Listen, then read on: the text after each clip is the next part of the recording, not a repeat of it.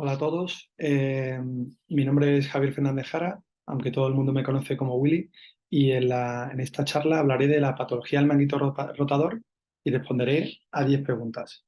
Eh, el guión que seguiré en la charla, las preguntas que responderé serán las siguientes: ¿qué prueba usamos para el estudio del manguito rotador? ¿Cuál es el protocolo de resonancia magnética que usamos? ¿Por qué se producen las tendinopatías y las roturas del manguito rotador? Hablamos de tendinosis, tendinitis o tendinopatía. Tenemos calcio en los tendones del manguito rotador. ¿Cómo se clasifican las roturas? ¿Es la rotura quirúrgica o es para prótesis? ¿Qué quiere saber el traumatólogo de mí? ¿Hay patología de la porción larga del bíceps? Lo que es normal o patológico, las variantes anatómicas y los pitfalls. Y cómo informar el manguito operado. Empezando por la primera pregunta, ¿con qué prueba se estudia el manguito rotador? Pues podríamos decir, seguir este algoritmo que se sugiere en este artículo. Si tenemos un dolor de hombro y el paciente tiene un traumatismo y es mayor de 40 años, la primera prueba a realizar será una radiografía simple. ¿Por qué? Porque cuando hay traumatismos podemos tener fracturas que se valoran muy bien con radiografía simple, podemos tener también tendinopatía calificante, como veremos luego más a continuación, y podemos tener también pacientes ya mayores con rotura crónica del manguito rotador, artropatía del manguito rotador. Si el paciente o es joven, menor de 40 años, o no tiene traumatismo, la primera prueba que se realizará es una ecografía. Y en sospechas de patología del labro o inestabilidad, la primera prueba que se realizará es una resonancia magnética o también en su efecto puede ser indicada como primera prueba de elección un artro-RM o un artro-TC. En el caso de que la ecografía sea normal o haya dudas, podemos optar por la resonancia magnética, o en pacientes con traumatismos que también puede haber dudas, se puede optar también por resonancia magnética, o en caso ya de que haya patología, a veces una cirugía directamente. Eh, para el estudio de la tendinopatía calificante, como veremos luego, la prueba de elección será siempre una radiografía AP en rotación externa e interna y una ecografía. La resonancia magnética la dejaremos para casos de duda o sospechas de complicaciones. Como por ejemplo en este caso de un paciente que tiene una tendinopatía calificante con una reabsorción intraósea. En el caso de que tengamos una rotura del manguito rotador, podemos optar como primera prueba de elección con una ecografía, pero en el caso de que planteemos que el paciente puede ser candidato a una cirugía, la siguiente prueba de elección que realizaremos es una resonancia magnética. Y en casos en el que el paciente eh, eh, esté ya operado, aunque la primera prueba de elección puede ser una ecografía, también optaremos muchas veces a la realización de una resonancia magnética o incluso una artroresonancia magnética, como veremos al final de la charla. Porque como vemos aquí en este caso muchas veces con una simple ecografía o una radiografía podemos ver, como veremos al final de la charla, cómo a veces estos arpones que usan para suturar las roturas del manguito rotador pueden son arpones reabsorbibles que pueden migrar, como en este caso, al tejido subcutáneo ahí en la zona del hombro. ¿Y qué hacemos en este tipo de pacientes? Pacientes que tienen una artropatía del manguito rotador ya muy avanzada, secundaria a rotura del manguito rotador. Pues en este caso, como vemos aquí, como dice este tuitero en este tweet, pues optaremos, realmente aquí ya sabemos que el manguito está roto, o sea, realmente no tiene mucho sentido hacer una radiografía. En este paciente ya sabemos que está roto el manguito, no tiene mucho sentido hacer una ecografía, ya con la radiografía sabemos que está roto el manguito. En estos casos, nuevamente, la prueba de elección muchas veces es una TC, porque como veremos posteriormente, a veces va el paciente dirigido hacia una prótesis de hombro y en esto es importante saber cómo está la glena, cuánto estoc óseo hay en la glenoides. Con respecto al protocolo de resonancia, aquí cada uno pues tiene sus protocolos preferidos. Normalmente yo uso un coronal T1, un coronal T2 FATSAT, alguna secuencia sensible al líquido, también lo hago en sagital. En axial suelo hacer un ecogradiente para valorar bien muchas veces las calcificaciones, y como secuencias opcionales podemos usar el sagital Dixon, que también da muchísima información, y también ya no como opcional, yo normalmente sí que lo tengo incluido ya en el protocolo, un sagital T1 para valorar sobre todo la atrofia grasa muscular, que como veremos luego es muy importante en pacientes que tienen rotura del manguito rotador. A día de hoy también hay algunas máquinas que tienen secuencias 3D muy buenas, que pueden ser también, podemos usarlas en nuestros protocolos. Y en pacientes que estén operados o tengan una inestabilidad con resonancia normal y alta sospecha de rotura tendinosa podemos hacer artroresonancia o artro-TC. Con respecto al protocolo de artro-RM o artro-TC, los materiales que usamos serían los siguientes. Si queremos hacer un artro-RM, podemos usar un suero de 100 y en ese suero de 100 de salino pondremos un cc de contraste paramagnético, es decir, diluimos el contraste al 1%. Cuidado si usáramos Gadovis, que está más concentrado y tendremos que usar menos concentración del mismo, usar 0,4. Y el uso de anestésico local es opcional. Podemos meter un poquito de anestesia local en la mezcla o no usarla. Con esto podremos hacer hasta 6-7 aproximadamente artros al día, ¿vale? Nosotros normalmente hacemos las artros el mismo día y con esa mezcla usamos varias artroresonancias o artroresonancias. Y si queremos hacer artotac, si hacemos artro-RM y artotac, las dos cosas a la vez, pues usaremos esta concentración y en la jeringa de 10 cc incluiremos 5 cc de contraste iodado. Si solo hacemos artotac, lo que usaremos es 5 cc de contraste iodado, 2,5 de suero salino y 2,5 de mepivacaína. Sí que recomiendo usar contraste iodado más concentrado, el que usamos para la cardio, de 350, ¿vale? Y en el protocolo de artrotac o el protocolo de artro-RM incluimos los 3 planos T1 FAT-SAT, axial, sagital y coronal, un axial T1 sin FAT-SAT y siempre una secuencia sensible al líquido, que podemos usar un coronal T2 FAT-SAT o un coronal DP FAT-SAT. En pacientes que no podamos hacer artro-RM porque tengan marcapasos o porque tengan material de osteosíntesis, podemos realizar artotac. ¿Por qué se producen las tendinopatías y las roturas del manguito rotador? Pues aquí tenemos que tener en cuenta que durante mucho tiempo se pensó que las roturas del manguito rotador se producían siempre por un pinzamiento subacromial. Esto se ha ido con el tiempo desestimando un poco y ya hay incluso gente que piensa que el pinzamiento subacromial no existe. El pinzamiento subacromial fue descrito por Charles Neers en 1972. Como decía, es algo controvertido y no es tan simple. Hay muchos más factores que influyen en la tendinopatía del manguito rotador y la rotura del mismo. Durante un tiempo incluso se sobrediagnosticó los pinzamientos subacromiales y se hicieron muchísimas acromioplastias en las reparaciones del manguito rotador. Como decía, hay gente hoy en día que aboga porque realmente no hacen tanta acromioplastia e incluso piensan que no existe el pinzamiento subacromial. Cuando hablamos de tendinopatía tenemos que tener en cuenta que las tendinopatías en general se producen siempre por un modelo continuo, ¿vale? Recomiendo la lectura de este artículo. El tendón está sometido a una carga y se va adaptando y va volviendo a su normalidad. Puede tener una tendinopatía reactiva y por una sobrecarga y una serie de factores individuales que favorecen esta sobrecarga. Hay gente que tiene mayor tendencia a que se produzcan tendinopatías por determinadas circunstancias, por una serie de factores de riesgo, se produce una afectación del tendón, pero el tendón puede volver a su normalidad, puede haber un deterioro, una recuperación fallida, pero también es un estado reversible y en determinadas ocasiones hay una tendinopatía degenerativa, una lesión irreversible con riesgo de rotura. En este modelo continuo de la tendinopatía, bueno, luego hablaré de que tenemos que hablar de tendinopatía y no de tendinosis ni de tendinitis.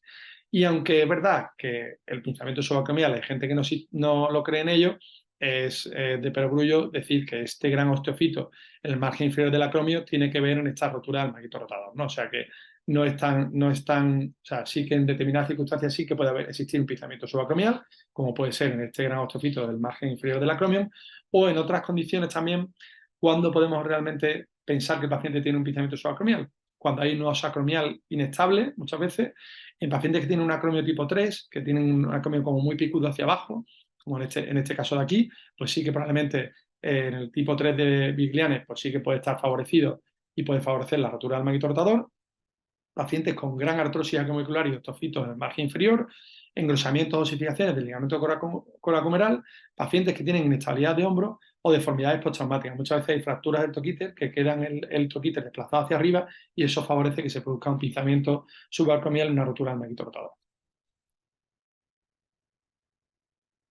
Otro pinzamiento que existe en el hombro es el pinzamiento subcoracoide. El pinzamiento subcoracoide se produce por compromiso de espacio entre la apófisis coracoide y el margen anterior del húmero.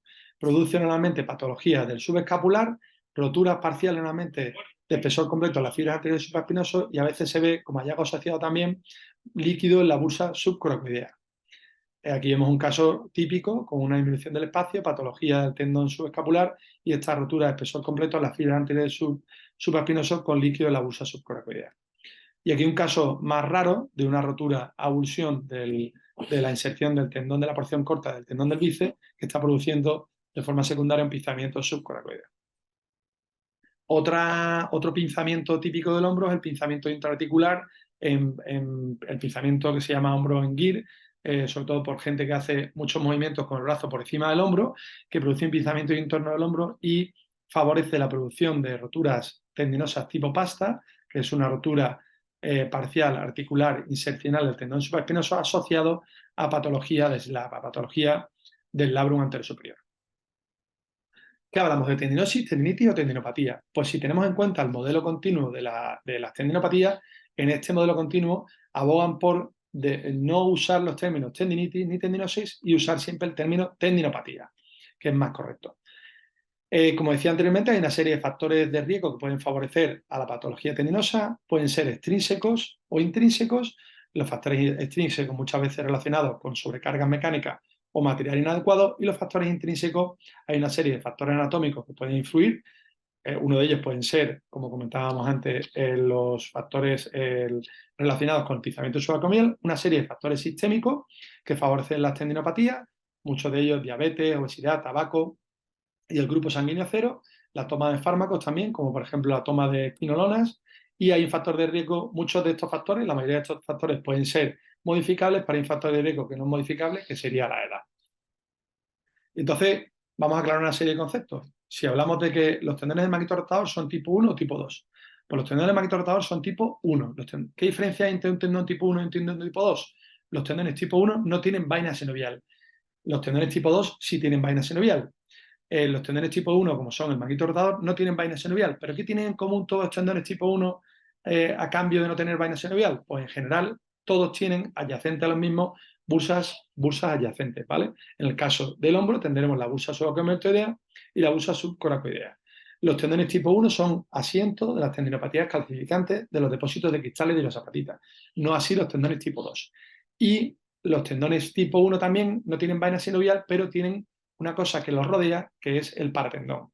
Y en determinados casos también tiene unos paquetes grasos, como pueden ser el tendón a nivel del tendón rotuliano, la grasa de Hoffa, a nivel del tendón de Aquiles, la grasa de Cajer.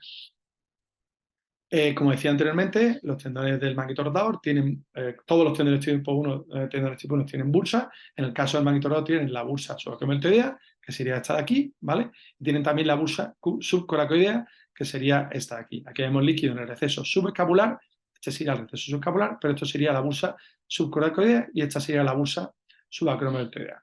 Vemos que la bursa subacromeltoidea recubre a los tendones del supraespinoso, infraespinoso y también por delante un poco el tendón del subescapular. Aquí vemos un ejemplo de una tendinopatía calcificante del subescapular migrando a la bursa subacromeltoidea.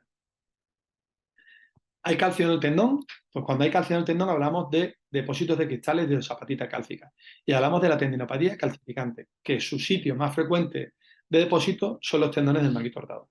Como he dicho anteriormente, si sospechamos una tendinopatía calcificante, haremos radiografías en rotación externa e interna para valorar realmente dónde está localizado el calcio. También realizaremos ecografía y esas son las dos pruebas fundamentales que realizaremos para el estudio de la tendinopatía calcificante. Con respecto a nivel de la ecografía, los tendones, las calcificaciones se clasifican en tres tipos. Tipo 1, sombra acústica, que no permite ver la cortical ósea adyacente. Tipo 2, sombra acústica, que sí permite ver esta cortical. Y tipo 3, un calcio blando, grumoso, que no deja sombra acústica. Cuidado con la realización de resonancia magnética en la tendinopatía calcificante. Este paciente, si alguien no está habituado a ver estas imágenes, puede diagnosticarlo de una tendinopatía con bursitis y rotura de espesor completo del tendón supraespinoso. Pero en cambio, si tenemos una radiografía previa y tenemos esta radiografía, se trata de un paciente con una tendinopatía calcificante en su fase de reabsorción, la fase aguda, con una reabsorción hacia la bursa subaquiomeltoidea, y al pasar el calcio a la bursa, el calcio se fragmenta, que tiene una señal hipointensa en todas las secuencias de pulso, produce una bursitis y ese líquido de la bursa pasa al espacio donde estaba ocupando el calcio en el tendón. Con respecto a la tendinopatía calcificante, decir que es una patología cuya localización en el hombro es el sitio más frecuente. Se da más frecuentemente en mujeres que en hombres, en mujeres de en torno a 40-50 años. Se produce más en el hombro derecho que en el izquierdo. Dentro del hombro, el tendón donde más se afecta, el tendón supraespinoso. La mitad de los pacientes tienen tendinopatía calcificante en los dos hombros. Hay alguna predisposición genética en gente que tiene este antígeno leucocitario HLA-A1. Pacientes que tienen diabetes o alteraciones tiroideas tienen más frecuencia de tendinopatía calcificante. Se ve la tendinopatía calcificante en el 3% de la población. Cuidado, porque podemos verla en pacientes asintomáticos, ¿vale? No tienen por qué dar síntomas, y en pacientes, en el 7 de 17 pacientes con dolor de hombro tienen tendinopatía calcificante. Fijaros que esto es una enfermedad muy antigua. Tuve la ocasión de hacerle hace ya un tiempo a una momia del siglo XV, de 1492, una momia andina descubierta en el norte de Lima, un TAC, y vimos que esta paciente tenía una calcificación en el espacio subacromial, ¿vale? Vemos que el hueso persiste a lo largo de los años, y esta paciente tenía una tendinopatía calcificante. Por lo tanto, no le podemos echar la culpa al COVID de la tendinopatía calcificante, aunque algunos pacientes después del COVID dicen que su patología ha empezado después del COVID con dolor del hombro y le echan la culpa al COVID. Esto ya se veía en el año 1492. Con respecto a la tendinopatía calcificante, lo más importante es conocer su historia natural. La historia natural de la tendinopatía calcificante es a la eliminación, ¿vale? Igual que no se conoce muy bien por qué ocurre, ¿vale? La etiología es desconocida. Tampoco sabemos muy bien cuánto pasa desde que el calcio está en la fase de reposo hasta que pasa a la siguiente fase, que sería la etapa de eliminación, pero el resto de fases sí que las conocemos. ¿Hacia dónde se reabsorbe normalmente el calcio? Lo más frecuente es que se reabsorba hacia el tendón o hacia la bursa subeacromial. Menos frecuentemente se puede reabsorber hacia el hueso subcortical o hacia el músculo. Y lo que sí se sabe que hay calcios que en el tiempo no duelen y el paciente debuta con un dolor muy intenso, que es un dolor que yo llamo cólico del hombro, en la fase de reabsorción, que lleva al paciente a la urgencia. O hay otros pacientes que tienen dolores más o menos intensos, que sí que producen dolores en el hombro que imposibilitan su vida con mayor o menor intensidad. Y en un momento dado, si no hacemos nada, ese calcio también pasará a la siguiente fase de reabsorción con un dolor muy intenso, un dolor tipo cólico, y el dolor va poco a poco disminuyendo y nuevamente vuelve otra vez a la normalidad. La fase más dolorosa de la tendinopatía calcificante es el cólico del hombro, que es la fase de reabsorción. Y como decía anteriormente, se puede reabsorber hacia el tendón, hacia la bursa subacromial, hacia el hueso o hacia el músculo. Lo más frecuente es que se migre hacia el tendón o hacia la bursa. Aquí vemos una tendinopatía calcificante con una reabsorción hacia la bursa subacromial. Y cuando se migra hacia el hueso, puede migrarse hacia el hueso subcortical, puede erosionar la cortical, que es lo más frecuente, o puede migrarse también a la región intramedular. Aquí vemos un ejemplo de un paciente con una tendinopatía calcificante con una migración como subcortical tras 2 lavados de calcio percutáneo. Ahí vemos en ecografía cómo el calcio está migrando hacia el hueso subcortical. Aquí vemos un paciente con una tendinopatía calcificante que tenía un ganglión intraóseo y estaba migrando hacia el hueso subcortical con un edema asociado. Esto puede hacer que planteemos diagnósticos diferenciales. Si vemos a este paciente y no conocemos que tiene una tendinopatía calcificante, si hacemos un TAC vemos como este ganglión y el calcio está migrando hacia el hueso subcortical. Y aquí podemos tener otro caso de una difusión del calcio hacia el nivel intramedular. El calcio está migrando hacia el hueso subcortical, hacia la bursa subacromial, porque la migración puede ser simultánea hacia varios sitios, pero vemos estas imágenes hiperdensas a nivel de la medular de la diáfisis proximal del húmero y vemos cómo el calcio está migrando también hacia la medular de la diáfisis proximal del húmero. Y menos frecuentemente, de casos muy raros, el calcio puede migrar hacia el músculo y producir una gran miositis. Aquí tenemos pequeños calcios puntiformes y un gran calcio a nivel del músculo subescapular, y vemos cómo este paciente tenía este gran agujero negro, que era ese calcio que estaba migrando hacia el músculo con esta gran miositis secundaria. Vemos en la TC muy bien cómo el calcio está migrando hacia el músculo y cómo el calcio se está disponiendo siguiendo las fibras musculares. Este paciente previamente tenía una ecografía donde veíamos a nivel de la inserción el calcio de forma compacta y esta radiografía en la inserción del tendón del subescapular. Se le hizo un control a los 6 meses, la paciente ya estaba sintomática y vemos cómo se había resuelto toda esta gran miositis secundaria a la migración intramuscular del calcio en una tendinopatía calcificante del subescapular. ¿Cómo se clasifica la rotura del manguito rotador? Pues usamos esta clasificación. Podemos hablar de roturas parciales o roturas completas. Vamos a verlo en un esquema. Las roturas parciales pueden ser de la intrasustancia o intrasustancia, ¿vale? Rotura parcial intrasustancia, que las veremos como señal blanca dentro del tendón a este nivel. Pueden ser roturas parciales de la superficie articular. Ahí veremos roturas parciales que afectan a la superficie del tendón que está más cerca de su inserción. Pues ahí, ¿veis? Lo veremos blanco, ahí o ahí. Esto es un corte coronal de resonancia magnética y un corte sagital. Rotura tipo pasta, hemos hablado antes de ella, que se asocian a pinzamientos internos de hombro, la veremos a nivel de la inserción, ¿vale? Son roturas de la superficie articular a nivel insercional, ¿vale? Ahí las veremos.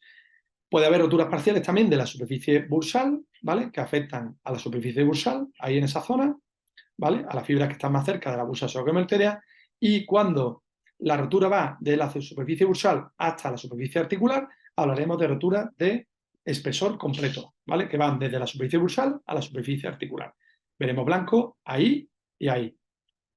Y hablaremos de una rotura masiva cuando afecta a todo el tendón o a más de un tendón, ¿vale? Al tendón del supra y del infraespinoso. Aquí vemos ejemplos de una rotura parcial de la superficie articular. Aquí vemos una rotura parcial de la superficie bursal.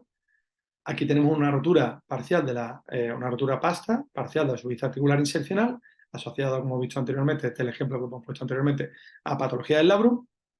Aquí vemos una rotura parcial intrasustancia de alto grado, vemos fibras por arriba normales y también por abajo normales, y una rotura de espesor completo que va desde la superficie bursal hacia la superficie articular. En ecografía y aquí en resonancia magnética, en cortes coronales y en cortes sagitales. Y aquí una rotura masiva cuando afecta a más de un tendón, rotura supraespinoso e infraespinoso masiva en ecografía, y aquí una rotura masiva afectando al tendón del subescapular. Para la clasificación de las roturas del subescapular usamos la clasificación de la FOS, y esta clasifica en tipo 1, 2, 3 y 4. La tipo 1 es que afecta, es una rotura parcial intrasustancia de las fibras superiores del tendón subescapular. La tipo 2 hay una rotura ya completa, ¿vale? Del tercio superior solo. Cuando afecta a los dos tercios superiores será la tipo 3. Cuando afecta ya al subescapular de forma completa, el tendón completamente roto, pero la cabeza se encuentra afectada con respecto a la glena, hablaremos de un tipo 4. Y si la cabeza del húmero se encuentra subluxada con respecto a la glena, hablaremos de una rotura tipo 5. En la tipo 4 hay infiltraciones grasas del 1 al 3. En la 5 normalmente hay una infiltración grasa tipo 4 de Gottelier, que hablaremos a continuación. Esto es muy importante conocerlo. La clasificación de Isakos de la rotura del manguito rotador. Usa las siglas en inglés PEARL, ¿vale? Y valora la localización, la extensión, el patrón de rotura, el grado de atrofia y el grado de retracción tendinosa. Con respecto a la localización, usa para la clasificación del subescapular, las roturas anteriores, la clasificación de la FOS que acabamos de comentar. Para las roturas parciales, simplemente valora los patrones que hemos dicho anteriormente, si son intersticiales o intrasustancias, articulares o bursales, y simplemente diferencia entre si afecta o más o menos del 50% del grosor. Y para las roturas completas las clasifica según la extensión en C1, C2, C3 y C4. Si es 1 menos de 1 centímetro, 2 menos de 2 centímetros, entre 1 y 2, el 3 sería entre 2 y 3 centímetros, nuevamente ahí empieza a afectar a más de un tendón, y el tipo 4 sería la rotura masiva. Luego hay un patrón que hablaremos ahora, que es el patrón de rotura, que es un patrón de rotura artroscópico que es difícil de valorar en la resonancia magnética y en la ecografía, que es de seminula en forma de U, en forma de L o de L invertida. Y luego valora la atrofia grasa siguiendo la clasificación de Gottelier, que veremos a continuación. Y el grado de retracción. El grado de retracción normalmente es 1, 2 y 3. 1, 1 centímetro, menos de 1 centímetro. 2, entre 1 y 2 centímetros. Y 3, más de 3 centímetros. Aquí vemos un ejemplo de una rotura tipo 1, ¿vale? Que suele ser menos de 1 milímetro, puntiforme. Tipo 2, más de 1 centímetro, aquí en corte coronal y aquí en el corte sagital. Las roturas tipo 3, que son las que son más de entre 2 y 3 centímetros, y ya la rotura masiva tipo 4, en este paciente, ¿vale? Ya viene con una artropatía ya del manguito rotador. Aquí en este paciente vemos una lesión de Heiser. ¿Qué es la lesión de Heiser? La lesión de Heiser es una lesión quística dependiente de la articulación acromioclavicular, normalmente asociada a rotura masiva del manguito rotador. Y se llama lesión de Heiser porque simula los Heiser, como este fenómeno natural, muy famoso en Islandia, ¿no? Y sobre todo porque pasa líquido de la cavidad articular a través de la rotura del manguito y atraviesa la articulación acromioclavicular y se ven estos grandes lesiones quísticas a nivel de la articulación acromioclavicular que son muy llamativos a nivel de la exploración física también. Con respecto al patrón de rotura, siguiendo el patrón artroscópico de U, L o en forma creciente, semiluna o en L invertida, es muy interesante. Lo que pasa es que muchas veces en la resonancia magnética, cuando no tenemos líquido, es difícil de valorar y como dice aquí el doctor buen amigo Alexei Pérez, son difíciles de valorar en resonancia magnética, mejor valorables en artro-RM o cuando tenemos líquido en la articulación. Bueno, pues, ¿qué es lo que el traumatólogo quiere saber de nosotros? Pues académicamente, podemos valorar las roturas si son potencialmente quirúrgicas o son roturas para una prótesis. Realmente ahora está muy de moda poner prótesis invertida de hombro. Si el paciente sería un escenario tipo 1 y es potencialmente reparable, que ya sabemos que esto depende de otros factores que no solo de la imagen, pues en este caso valoraremos sobre todo la clasificación de ISACOS. Y tendremos que valorar todos estos ítems. Tendremos que valorar fundamentalmente la clasificación de ISACOS, valorar el tipo de rotura, el grado de rotación tendinosa y la atrofia grasa muscular. Y también tenemos que decir si hay afectación o no del tendón de la porción del bíceps, si hay afectación de la articulación glenohumeral o si hay afectación de la articulación glenohumeral. Como decíamos anteriormente, tendremos que valorar la clasificación de Gottelier para valorar la atrofia grasa muscular y esta gradúa la atrofia grasa muscular en 4 tipos. 0, no hay atrofia. 1, hay pequeños ribetes de grasa en el músculo. 2, hay atrofia grasa muscular, pero hay más músculo que grasa. En el 3, hay atrofia grasa muscular, pero hay igual grasa que músculo. Y cuando ya hay más grasa que músculo, sería un estadio 4 de Gottelier. Cuidado porque hay artículos recientes que dicen que a veces, aunque sea asociado a atrofias grasas musculares ya 3, 4, que van peor la sutura del manguito hay algunos artículos que ya dicen que hay a veces que pacientes incluso con mucha atrofia grasa muscular pueden ir bien después de una sutura del manguito rotador.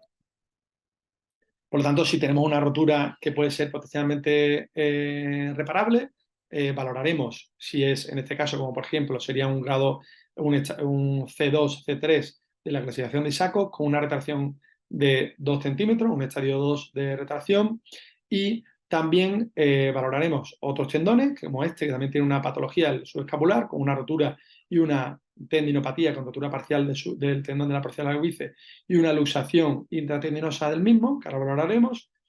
Y también tenemos que valorar si hay o no afectación de la articulación acromioclavicular y glenohumeral. En este otro ejemplo, vemos también que el paciente tiene una rotura y una atrofia grasa, estadio 2 de Gottelier, y vemos también cómo hay una articulación glenohumeral normal sin alteraciones y una artrosis leve de la articulación acromioclavicular. El otro escenario académico sería si el paciente tiene una rotura masiva del manguito rotador y una artropatía del manguito rotador y podría ser candidato para una prótesis inversa. En estos casos, normalmente realizaremos más una ATC que una resonancia magnética. Y sobre todo vamos a ir buscando valorar el estoco glenoideo, porque la metaglena que se pone en una prótesis inversa va anclada a la glenoides. Valoraremos cómo están los tendones del redondo menor, el tendón y el músculo redondo menor y el deltoides. Por ejemplo, en este caso, de una rotura masiva del manguito rotador con rotura del supraespinoso e infraespinoso y una atrofia estadio 4 de Gottelier, valoraremos el estocosogloideo, que en este caso en esta resonancia magnética, pues tiene un buen estocosogloideo, aunque se valorará esto mejor en una TC, ¿vale?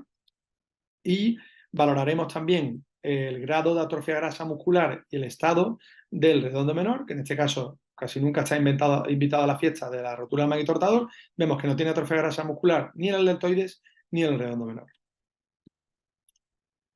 Vale, la octava pregunta sería, ¿hay patología de la porción larga del bíceps? Pues esto sería interesante. Normalmente en el caso de cuando nos encontramos ante este signo, el signo del Popeye, casi siempre en pacientes mayores irán asociados a patología del manguito rotador y el tendón se habrá roto a nivel proximal y en gente joven normalmente el tendón, cuando nos encontramos el signo del Popeye, normalmente se rompe a nivel distal, a nivel del codo. Pero en gente mayor normalmente se rompe a nivel proximal y asociada a patología del manguito rotador. Con respecto a la patología del manguito del bíceps, normalmente es importante detectarla y sobre todo asocia muchas veces patología del tendón del subescapular. Hay una clasificación que sería clásica, que es la clasificación de Haber-Meyer, y hay un patrón de inestabilidad del manguito rotador que Resnick hizo la clasificación de Haber-Meyer modificada con 6 tipos de inestabilidad del tendón, que tenéis aquí una serie de esquemas donde vemos que hay 6 tipos. Sobre todo es importante valorar si hay asociada patología del tendón subescapular y si el tendón del bíceps se encuentra luxado a nivel intratendinoso o a nivel intraarticular. Aquí tenemos una patología del bíceps, con se trata de esta patología se ve mejor en estudios de artroresonancia magnética. Tenemos una tendinopatía subescapular, una rotura del ligamento glenumeral superior, y el tendón se encuentra ligeramente subluxado hacia medial y hacia inferior, y hay una rotura parcial del tendón del subescapular y una migración, como vemos en el esquema, intratendinosa del tendón de la porción del bíceps, un tipo 3 de Resnick, de la clasificación de Resnick, o en este caso un tipo 5, donde ya existe una rotura completa, sería un tipo 2 o 3 de la clasificación de la fosa del subescapular, y el tendón de la porción larga del bíceps se encuentra luxado a nivel ya más intraarticular en la articulación glenohumeral, tipo 5 de la clasificación de Resnick. En estos casos, nuevamente, los traumatólogos van a realizar dos cosas. Normalmente en pacientes mayores suelen realizar tenotomía del bíceps, y en pacientes más jóvenes suelen hacer tenodesis del bíceps, y una tenodesis normalmente anclan el tendón a nivel humeral. ¿Es normal o patológico? Hay una serie de variantes anatómicas y pitfalls que pueden hacernos sospechar patología, y no tenemos que dejarnos engañar. Los artefactos pitfalls más frecuentes serían el ángulo mágico, la zona del intervalo rotador, el cable rotador, el solapamiento de los tendones del supraespinoso e infraespinoso, o la apariencia estriada normal de los tendones. Y una variante también muy frecuente, que se ve en 50% de los casos, muy frecuente, pero a veces no caemos en ella, que es la expansión aponeurótica, que veremos a continuación, del tendón del supraespinoso al interior de la vaina del tendón del bíceps. Este es muy frecuente, el artefacto de ángulo mágico, muy frecuente en secuencias de P. Tendremos que ir a secuencias de T largo, ¿vale? Mayor de 40, T2 fachado, STIR, para ver que realmente es un artefacto y no son áreas de tendinopatía ni roturas. Un artefacto también frecuente en ecografía en resonancia magnética es el cable rotador, que el cable rotador es una prolongación del ligamento glenohumeral superior que va de adelante a atrás, profundo a los tendones del supraespinoso e infraespinoso, que a veces cuando hay roturas completas, de espesor completo, nos puede hacer engañar y realmente es el cable rotador y es una rotura y no son fibras indemnes profundas, articulares.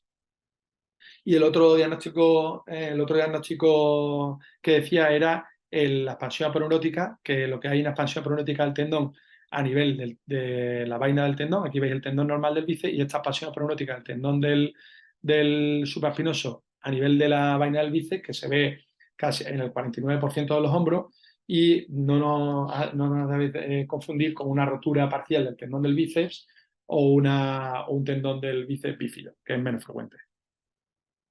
¿Cómo informo los manguitos operados? Esto simplemente 2 pinceladas, porque realmente daría para una charla entera, es muy complejo. Simplemente poner este Twitter del profesor William Morrison, que fijaros que se ha hecho él mismo una resonancia de seguimiento en su propio hombro operado. Y veis fijaros cómo incluso 2 semanas después de la cirugía, brilla todo, hay mucho edema óseo, mucho edema de partes blandas. Él estaba clínicamente normal, incluso 3 meses después, ¿no? Puede haber también 5 semanas después, también edema óseo, incluso ya 8 semanas después puede haber hallazgos, mucho edema en las partes blandas y edema óseo que pueden ser normales. De hecho, él estaba perfecto clínicamente y se lo hizo un poco como por investigación para ver cómo el manguito rotador postquirúrgico normal puede tener unos hallazgos por imagen muy escandalosos que realmente no debe hacernos sospechar ningún tipo de patología. Es importante tener muchas veces la resonancia prequirúrgica. Si disponemos de ella, es muy importante echarle un vistazo cómo era la resonancia prequirúrgica del paciente para valorar un manguito rotador postquirúrgico, puesto que es importante saberlo. También es muy importante saber qué técnica quirúrgica se ha empleado. y para ello, para el estudio postquirúrgico podemos realizar ecografía dinámica o también resonancia magnética si tenemos dudas. Y también cuando hay alguna duda también y nos cabe la duda tanto en ecografía o resonancia magnética, podemos echar manos de la artroresonancia, ¿vale? Porque a veces los pacientes que están operados se rellena de material de brises, ¿vale? De material fibroso en esa localización y a veces la técnica de elección, muchas veces, si nos cabe la duda, es realizar artro-RM.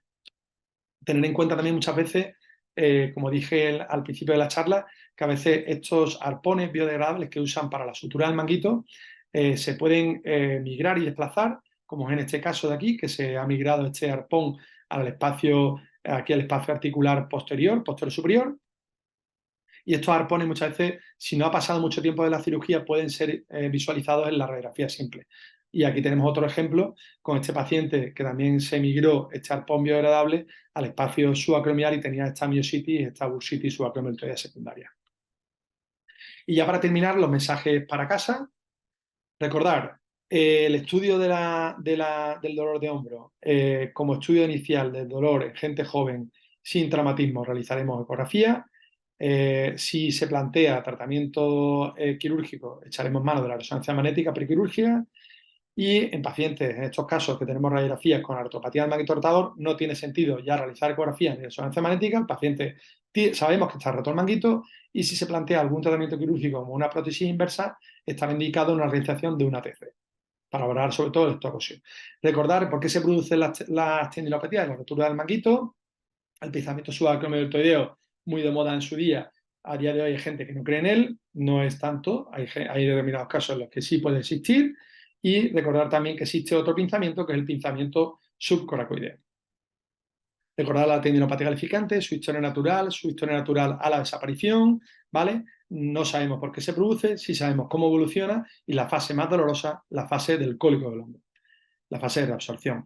Recordar la clasificación de la rotura del manguito rotador, si son intrasustancias, de la superficie bursal, de la superficie articular o roturas de espesor completo, pero tendremos en cuenta la clasificación de ISACOS, que valora la localización, la extensión, la clasificación de la FOS para la clasificación de la rotura del subescapular, el patrón de rotura, si es, como hemos dicho antes, articular, bursal, intersticial, o si afecta al espesor completo C1, C2, C3, C4, y si podemos decir, si tenemos líquido o un artro-RM, el patrón de rotura en semiluna, en U, LN o en invertida, valorar la atrofia grasa según la clasificación de Gotelier y el grado de rotación 1, 2 o 3. Plantearos los dos tipos de escenarios académicos, ya sabéis, si el paciente puede ser potencialmente reparable y diremos todos los hallazgos relacionados con la situación de ISACOS y valoraremos también el estado de la articulación acromioclavicular y glenumeral. Y si el paciente está en un escenario 2 académico, que es más potencialmente para una prótesis, pues sobre todo el estado del estocosio, sobre todo en TC, y el estado de los tendones y músculos redondo menor y deltoides. Valorar los pitfalls que nos pueden engañar, sobre todo el ángulo mágico, y recordar esta variante anatómica de la expansión aponeurótica del tendón del supraespinoso a nivel de la vaina del bíceps. Y recordar que el estudio del manguito postquirúrgico es complicado, hay hallazgos normales que vemos en manguitos operados hasta mucho tiempo después, que no nos engañen. Y esto es todo. Muchas gracias por vuestra atención. Si necesitáis cualquier cosa, aquí tenéis mi dirección de mail o me podéis encontrar en las redes sociales.